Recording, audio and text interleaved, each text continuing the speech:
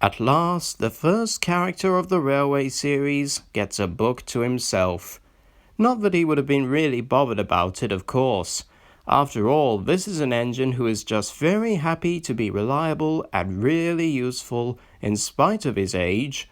He never lets rude remarks go to his head, and he doesn't hold it against the little engines when he offers them advice and they don't heed it, because he knows they just want to be really useful as well.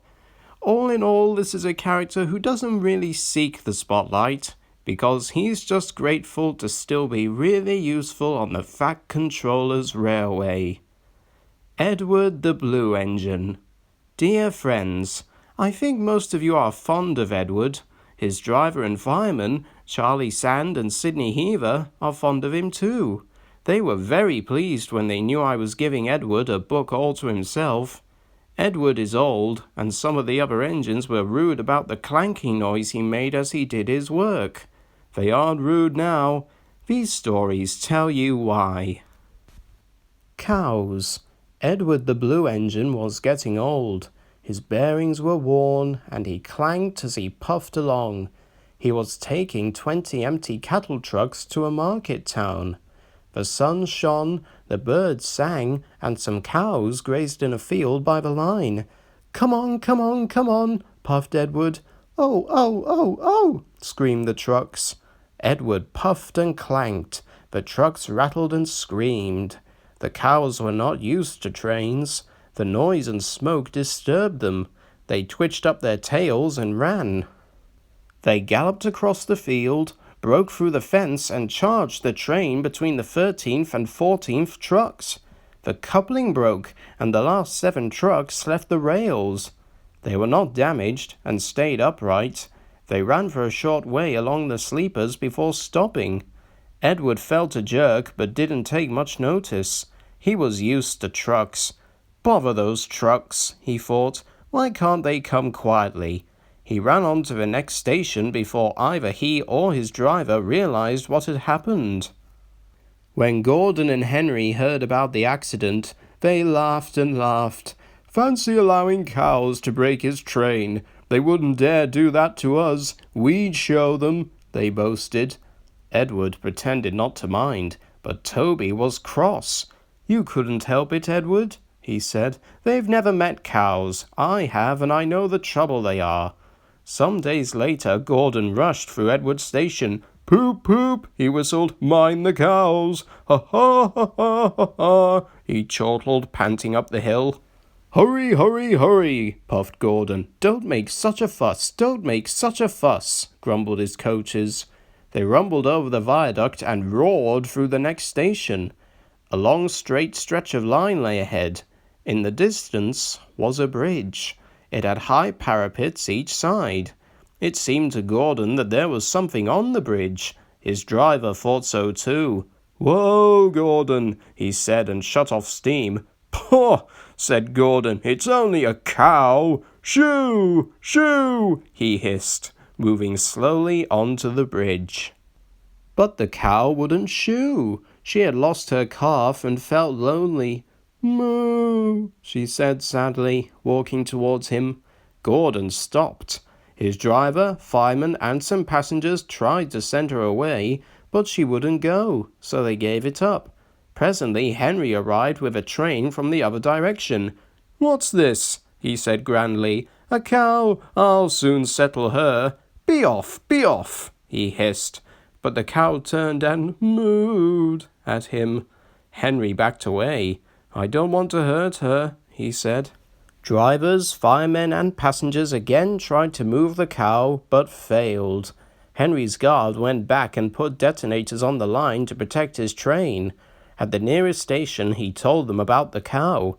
"That must be Bluebell," said a porter thoughtfully. "Her calf is here, ready to go to market. We'll take it along." So they unloaded the calf and took it to the bridge.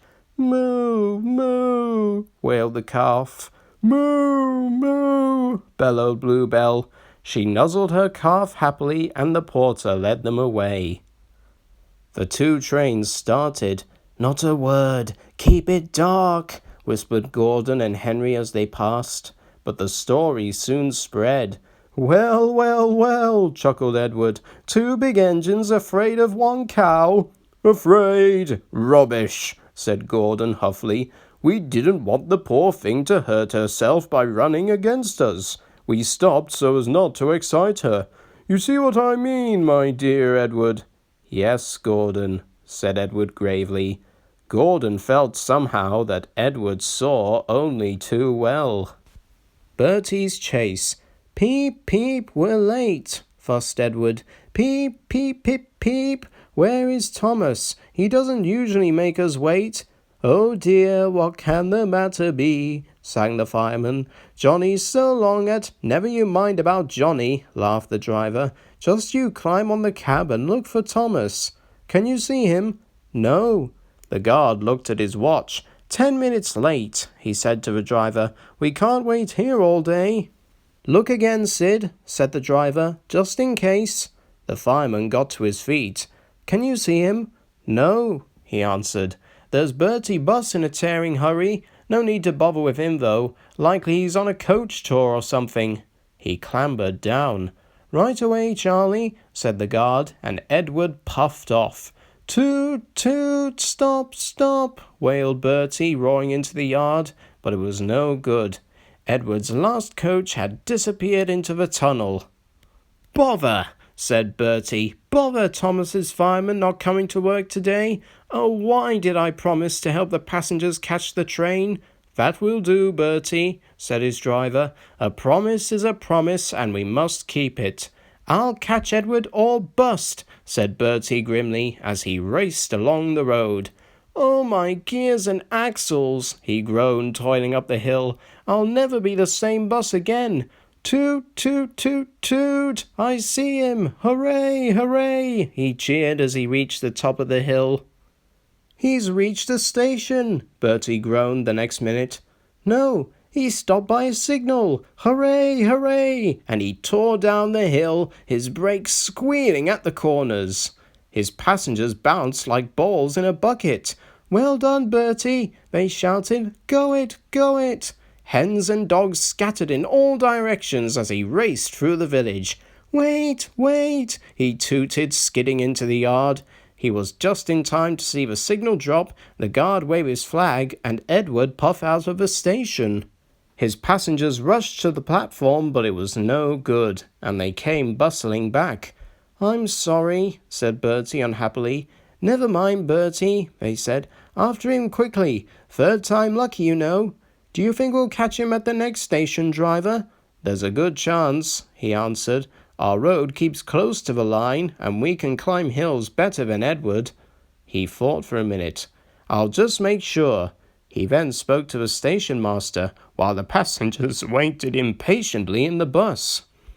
This hill is too steep, this hill is too steep, grumbled the coaches as Edward snorted in front. They reached the top at last and ran smoothly into the station. Peep, peep, whistled Edward. Get in quickly, please. The porters and people hurried, and Edward impatiently waited to start. Peep, whistled the guard, and Edward's driver looked back, but the flag didn't wave. There was a distant toot, toot, and the station master, running across, snatched the green flag out of the guard's hand. Then everything seemed to happen at once. Toot, toot, toot, bellowed Bertie. His passengers poured onto the platform and scrambled into the train. The station master told the guard and driver what had happened, and Edward listened. I'm sorry about the chase, Bertie, he said. My fault, panted Bertie. Late at junction. You didn't know about Thomas's passengers. Peep, peep, goodbye, Bertie. We're off, whistled Edward. 3 cheers for Bertie, called the passengers. They cheered and waved till they were out of sight. Saved from scrap. There is a scrapyard near Edward Station. It is full of rusty old cars and machinery. They are brought there to be broken up. The pieces are loaded into trucks, and Edward pulls them to the steelworks, where they are melted down and used again. One day, Edward saw a traction engine in the yard. Hello, he said. You're not broken and rusty. What are you doing there? I'm Trevor, said the traction engine sadly. They are going to break me up next week. "What a shame," said Edward. "My driver says I only need some paint, brasso, and oil to be as good as new," Trevor went on sadly. "But it's no good. My master doesn't want me. I suppose it's because I'm old-fashioned." Edward snorted indignantly. "People say I'm old-fashioned, but I don't care. The Fat Controller says I'm a useful engine." "My driver says I'm useful too," replied Trevor. "I sometimes feel ill, but I don't give up like these tractors. I struggle on and finish the job. I've never broken down in my life," he ended proudly. "What work did you do?" asked Edward kindly. "My master would send us from farm to farm. We threshed the corn, hauled logs, sawed timber, and did lots of other work. We made friends at all the farms and saw them every year. The children loved to see us come. They followed us in crowds and watched us all day long. My driver would sometimes give them rides." Trevor shut his eyes, remembering. "I like children," he said simply. "Oh yes, I like children." "Broken up, what a shame! Broken up, what a shame!" clanked Edward as he went back to work. "I must help Trevor, I must." He thought of the people he knew who liked engines. Edward had lots of friends, but strangely none of them had room for a traction engine at home. It's a shame, he hissed as he brought his coaches to the station. Then, "Peep, peep," he whistled. "Why didn't I think of him before?" Waiting there on the platform was the very person. "Morning, Charlie. Morning, Sid. Hello, Edward. You look upset." "What's the matter, Charlie?" he asked the driver. "There's a traction engine in the scrapyard, Vicar. He'll be broken up next week, and it's a shame. Jem Cole says he never drove a better engine. Do save him, sir. You've got room, sir." "Yes, Edward, I've got room," laughed the vicar, "but I don't need a traction engine." "He'll saw wood and give children rides. Do buy him, sir, please." "We'll see," said the vicar, and climbed into the train. Jem Cole came on Saturday afternoon. "The Reverend's coming to see you, Trevor. Maybe he'll buy you." "Do you think he will?" asked Trevor hopefully. "He will when I've lit your fire and cleaned you up," said Jem. When the vicar and his two boys arrived in the evening, Trevor was blowing off steam. He hadn't felt so happy for months. "Watch this, Reverence," called Jem, and Trevor chuffed happily about the yard. "Oh, Daddy, do buy him," pleaded the boys, jumping up and down in their excitement. "Now I'll try," and the vicar climbed up beside Jem. "Show your paces, Trevor," he said, and drove him about the yard. Then he went into the office and came out smiling. "I've got him cheap, Jem. Cheap! D'ye hear that, Trevor?" cried Jem. "The Reverend saved you, and you'll live at the vicarage now." "Peep, peep," whistled Trevor happily. "Will you drive him home for me, Jem, and take these scallywags with you? They won't want to come in the car when there's a traction engine to ride on." Trevor's home in the vicarage orchard is close to the railway, and he sees Edward every day. His paint is spotless and his brass shines like gold. He saws firewood in winter, and Jem sometimes borrows him when a tractor fails. Trevor likes doing his old jobs, but his happiest day is the church fete. Then, with a long wooden seat bolted to his bunker, he chuffers round the orchard giving rides to children. Long afterwards you will see him shut his eyes, remembering. "I like children," he whispers happily. Old Iron. One day James had to wait at Edward's station till Edward and his train came in. This made him cross. "Late again?" he shouted. Edward only laughed, and James fumed away. "Edward is impossible," he grumbled to the others. "He clanks about like a lot of old iron, and he is so slow he makes us wait." Thomas and Percy were indignant. "Old iron?" they snorted. "Slow? Why, Edward could beat you in a race any day." "Really?" said James huffily. "I should like to see him do it." One day James's driver did not feel well when he came to work. "I'll manage," he said, but when they reached the top of Gordon's Hill he could hardly stand. The fireman drove the train to the next station. He spoke to the signalman, put the trucks in a siding, and uncoupled James ready for shunting. Then he helped the driver over to the station and asked them to look after him and find a relief. Suddenly the signalman shouted, and the fireman turned round and saw James puffing away.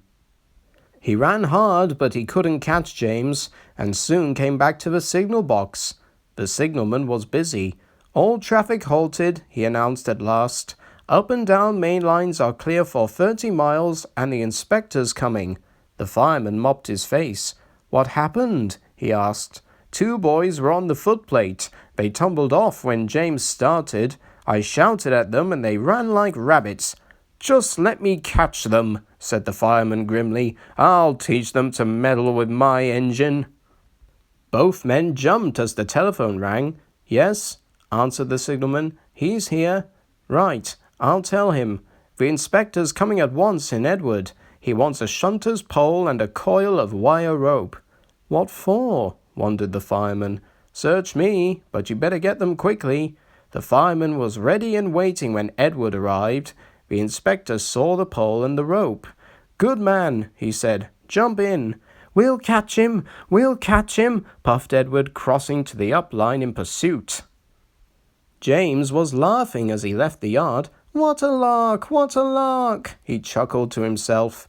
Presently he missed his driver's hand on the regulator, and then he realized there was no one in his cab. What shall I do? He wailed. I can't stop. Help! We're coming! Edward was panting up behind with every ounce of steam he had.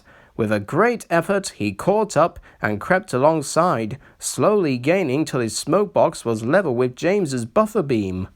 Steady, Edward! The inspector stood on Edward's front, holding a noose of rope in the crook of the shunter's pole. He was trying to slip it over James's buffer. The engine swayed and lurched. He tried again and again. More than once he nearly fell, but just saved himself. At last, got him! He shouted. He pulled the noose tight and came back to the cab safely. Gently braking so as not to snap the rope, Edward's driver checked the engine's speed, and James's fireman scrambled across and took control. The engines puffed back side by side. So the old iron caught you after all, chuckled Edward.